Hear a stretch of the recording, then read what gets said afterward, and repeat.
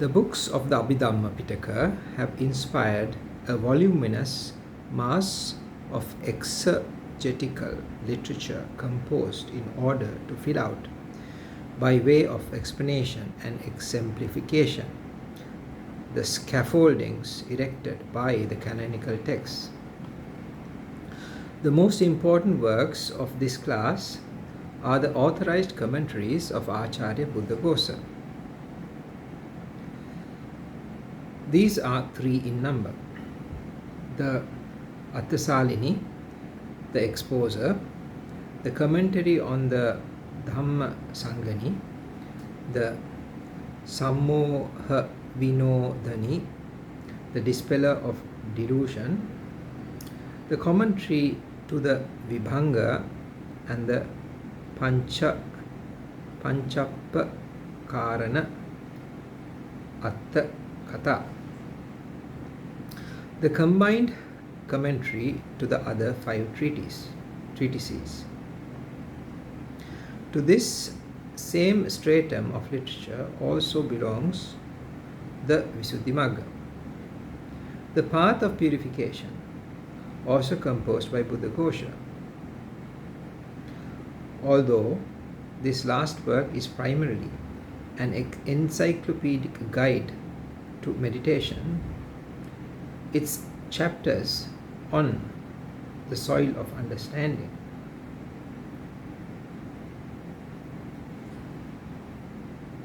(14 to 17) lay out the theory to be mastered prior to developing insight, and thus constitute in effect a compact dissertation on Abhidhamma. Each of the commentaries in turn has its sub-commentary, Mulatika, by an elder of Sri Lanka named Acharya Ananda, and these in turn each have a sub-commentary, Anutika,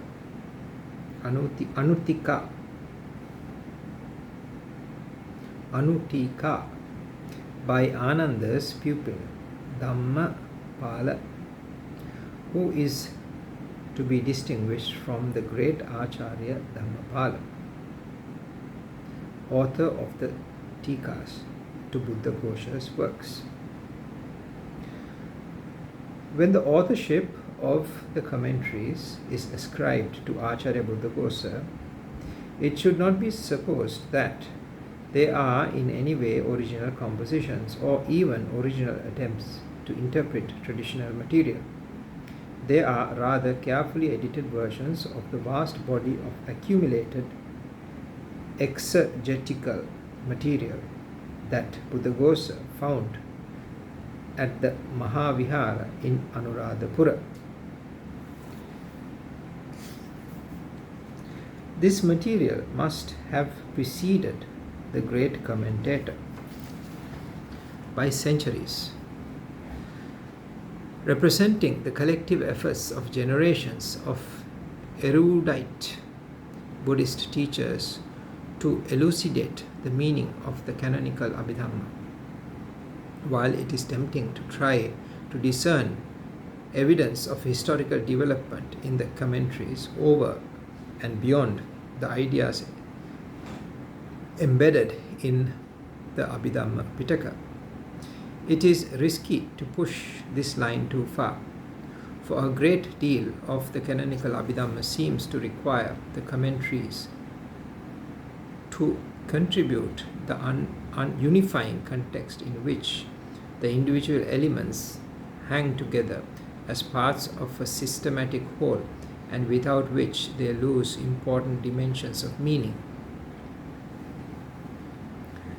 It is thus not unreasonable to assume that a substantial portion of the commentarial apparatus originated in close proximity to the canonical Abhidhamma and was transmitted concurrently with the latter. Though lacking the stamp of finality, it was open to modification and amplification in a way that the canonical texts were not. Bearing this in mind, we might briefly note a few of the Abhidhammic conceptions that are characteristic of the commentaries, but either unknown or recessive in the Abhidhamma Pitaka itself. One is the detailed account of cognitive process, Chittaviti. While this conception seems to be tacitly recognized in the canonical books, it now comes to be drawn out for use as an explanatory tool in its own right. The functions of the chittas, the different types of consciousness, are specified, and in time the chittas themselves come to be designated by way of their functions. The term khana, moment, replaces the canonical samya,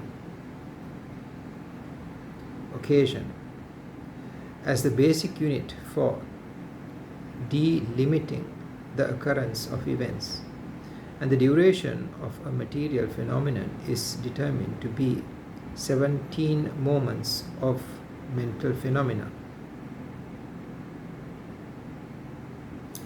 The division of a moment into 3 sub-moments, arising, presence, and dissolution, also seems to be new to the commentaries. The organization of material phenomena into groups, kalapa, though implied by the distinction between the primary elements of matter and derived matter, is first spelled out in the commentaries, as is the specification of the heart base, hadaya vatu, as the material basis for mind element and mind consciousness element. The commentaries introduce many, though not all, of the categories for classifying karma, and work out the detailed correlations between karma and its results. They also close off the total number of mental factors, chetasika. The phrase in the Dhamma Sanghani, or whatever other unmentioned conditionally arisen immaterial phenomena there are on that occasion, apparently envisages an open-ended universe of mental factors, which the commentaries delimit by specifying the or whatever states. Yeva panaka, yeva panaka dhamma. Again, the commentaries consummate the Dhamma theory by supplying the formal definition of Dhammas as things which bear their own intrinsic nature. Attano sabbhavam dharenti. Attano sabbhavam dharenti.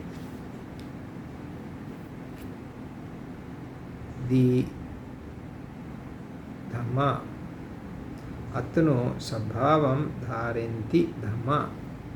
The task of defining specific Dhammas is finally rounded off by the extensive employment of the fourfold defining device of characteristic, function, manifestation, and proximate cause, a device derived from a pair of old exegetical texts, the Peta Kopadesa and the Netti Pakarana